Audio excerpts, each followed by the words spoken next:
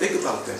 So what the adversary does, keep in mind what he's trying to do, he's trying to cause doubt, reasonable doubt. So let me put this story here, and let me put that story there, and let me transmit this story in all these other places, and change the names. Okay? So that now, this one comes up teaching something similar. This one comes up teaching something similar. So to the believer, hold up. What I'm doing is no different, or what I'm believing is no different, or what's being taught to me is no different than what this person or that person from this place or from that place. So in their mind, and this again dealing with the mind of humanity, logically speaking and trying to be reasonable, it's the same thing. So what it does, or how the Creator is revealing this, what it does, it sheds doubt on what the real truth is, because of all of these options. So now, this one over here, it teaches something similar, but there's a difference. This one over there, it teaches something similar, but there's a difference. So now what Yahweh has to do, he has to bring that to our awareness so that we can be educated in the choice that we make. See, the adversary doesn't do that. The adversary will continue to allow confusion. But we know and we understand that the Most High is not the author of confusion. So the intent and purpose of every messenger that he sends is to bring forth peace. And we're talking about peace of mind, so that we're not nuah, so that we're not nude, you see? So we're not doing those things. So he wants us to stand firm on the foundation of his word. So Brother Shaul tells us another Yahusha is coming. In other words, another doctrine of somebody else. But he didn't stop there. He said, if he that cometh preaches another Yahusha, whom we have not preached, or if ye receive another spirit. Hold up, hold up. Think about that. So is that telling us not only is it possible for us to receive Ruach HaKodesh, is that also telling us that we can be possessed by something else?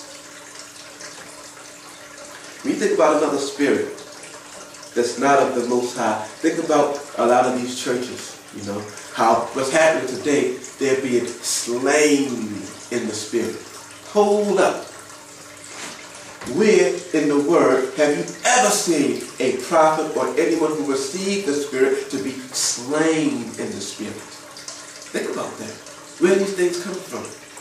When you see and hear people who talk about familiar spirit, think about your mediums, your spiritists. Okay? Think about these things. So they're, based on this word here, there is being taught.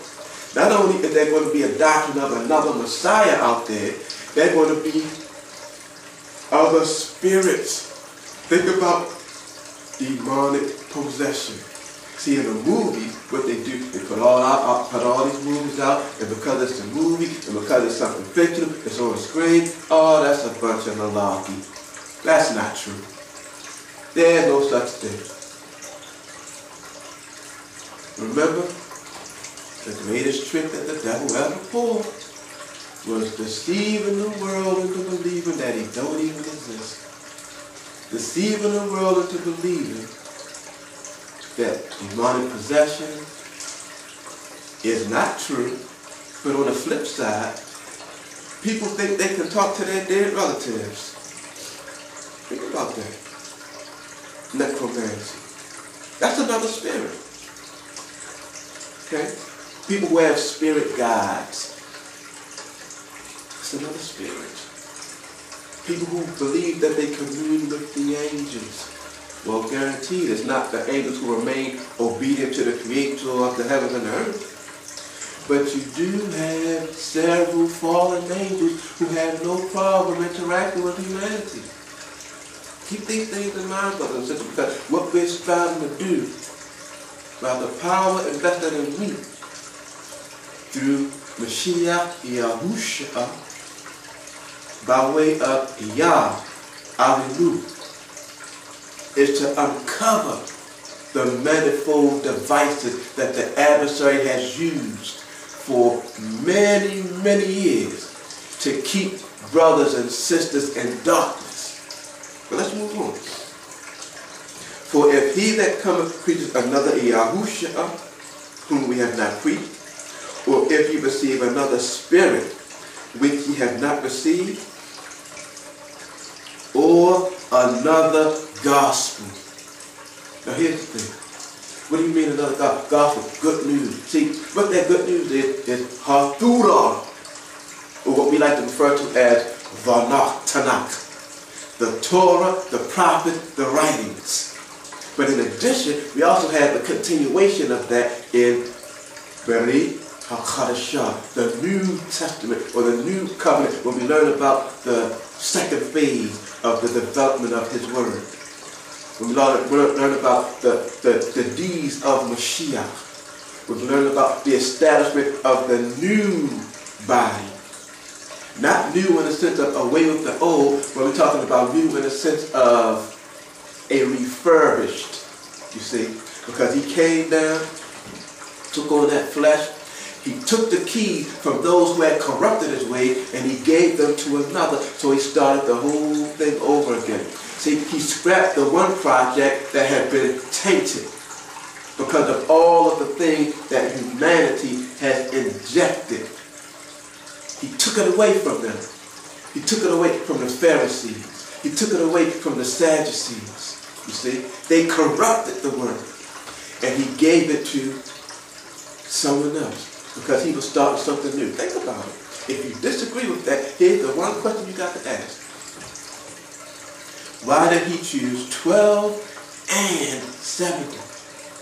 Isn't that the exact same thing that Moshe did? He chose the 12 to be a head over each of the tribes, and then He chose an additional 70 to form a greater council, similar to what we will refer to as the Supreme Court. Think about that. So then Mashiach comes on the scene. People didn't understand that. But now, in retrospect, we should.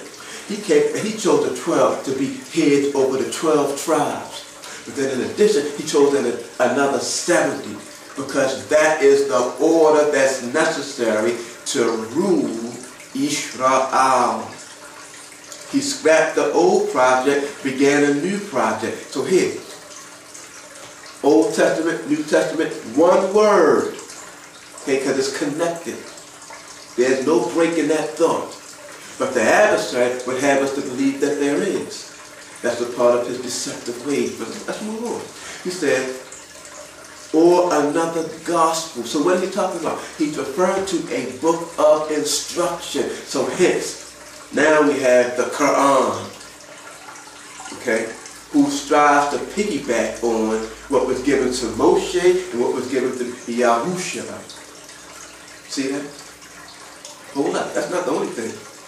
We have the Book of the Dead, you know, which is a favorite among those who follow the ways of Africa. You know, going back to Africa. No. The Book of the Dead, we're going to touch on that a little later. Okay? But these are other gospels. Hold up, well, we're not finished. What about, how many of you have heard of a book entitled The God Delusion? Well, guess what? Whoever the author was, they have followers who believe what that book is teaching. These are examples of other gospels.